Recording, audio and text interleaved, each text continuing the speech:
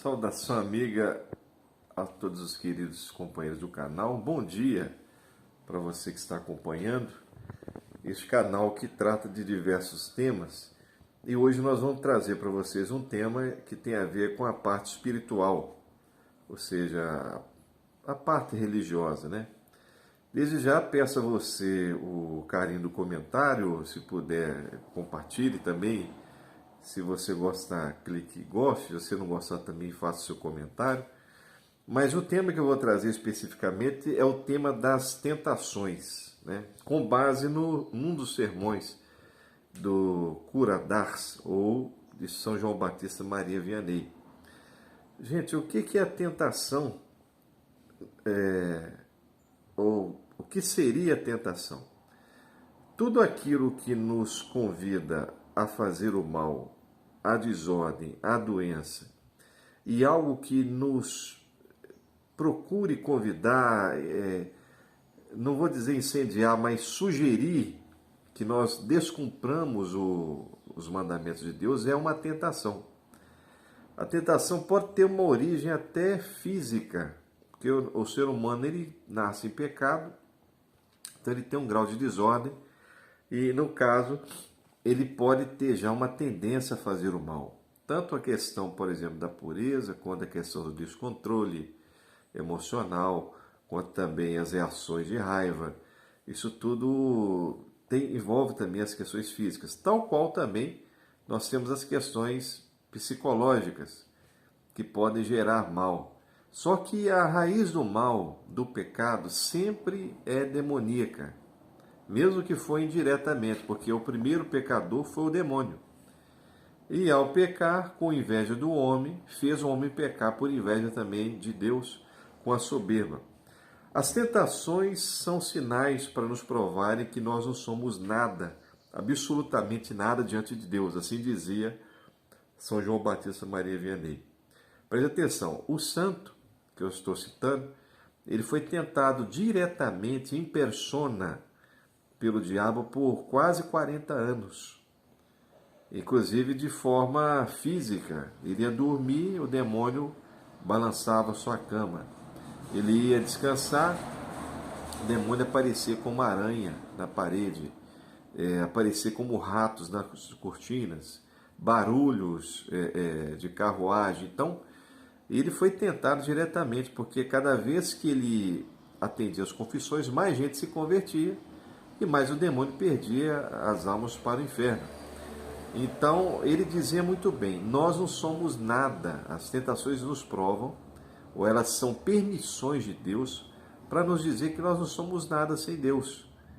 E ele dava um exemplo muito claro de São Pedro. Veja bem, São Pedro, um dos maiores santos da igreja, aquele que conviveu com Jesus por 3 anos, que teve um pontificado de praticamente mais de 20 anos na Santa Igreja, que Deus realizou milagres de cura, de libertação por meio dele, depois da vinda do Espírito Santo. Mas São Pedro, que era a pedra, o principal do estudante do grupo dos apóstolos, esse grande apóstolo, ele praticamente foi um exemplo, conforme o pensamento do cura, de que nós não somos nada sem Deus.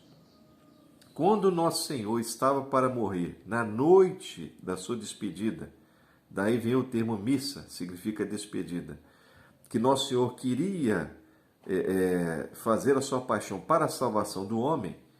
Nisso ele disse aos seus apóstolos que todos iam se esvair, todos iam se espalhar e que ele ficaria sozinho. E Pedro dizia, né, não, Senhor, eu vou aonde o Senhor estiver, eu vou morrer pelo Senhor, vou entregar minha vida, eu não vou trair o Senhor. São Pedro dizia isso.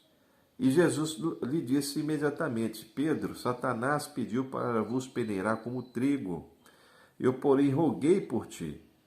E antes que o galo cante, 3 vezes, 3 vezes você vai me negar. E não deu outra. Quando o galo cantou, 3 vezes Pedro tinha negado a Nosso Senhor. Veja bem, Pedro achava que podia vencer o mal, ou teria coragem por si mesmo. Pedro, primeiro Papa. E Quanto mais nós, pobres pecadores, que somos arrogantes, somos soberbos com relação à lei de Deus. Veja bem o exemplo de São Paulo. São Paulo dizia que conhecia uma pessoa que chegava no 7º céu. Ou seja, ela não era conhecida, mas ela tinha um grau de contemplação que chegava no último grau de Deus.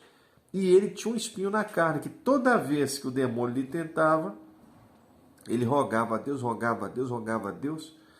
E chegou um ponto que ele pediu para morrer, porque ele não estava aguentando aquela tentação. E aparece nosso Senhor dizendo a ele que ele não era nada sem ele. Que ao mesmo tempo, a única coisa que ele poderia se orgulhar era da sua fraqueza. E ele assumiu isso. Que o único orgulho que ele tinha era das suas fraquezas. Como São Pio dizia, que a única coisa que ele poderia orgulhar era de suas fraquezas. Então, gente, perceba bem, a tentação é uma permissão de Deus para apenas nos provar que nós devemos estar mais perto dele. Sempre quando fores tentado, devemos sempre rezar, você deve sempre rezar, sempre pedir a Deus, seja com uma Ave Maria, seja com uma jaculatória ao Santíssimo Nome de Jesus, seja também pedindo ao seu anjo da guarda que lhe proteja, ou seja, pedindo ao seu santo de predileção. Eu tenho uma prática muito grande há muitos anos, que eu aprendi do meu primeiro diretor espiritual, que sempre numa tentação, nós rezemos uma Ave Maria, ou sempre quando nós estivermos com algum pensamento tortuoso, que nós clamemos o nome de Jesus e Maria, ou peçamos ajuda ao anjo da guarda. Tudo isso é muito válido para que você possa resistir às tentações que podem vir.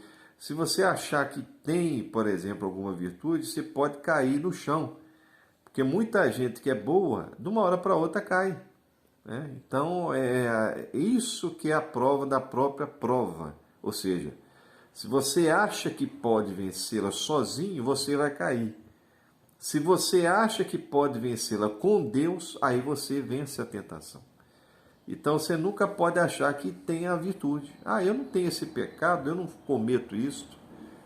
Mas você vai pensar naquilo, às vezes você vai acabar caindo. Então, agradeça a Deus, como dizia Santa Afonso de Ligório, pelos pecados que você não tem, porque Ele te preservou.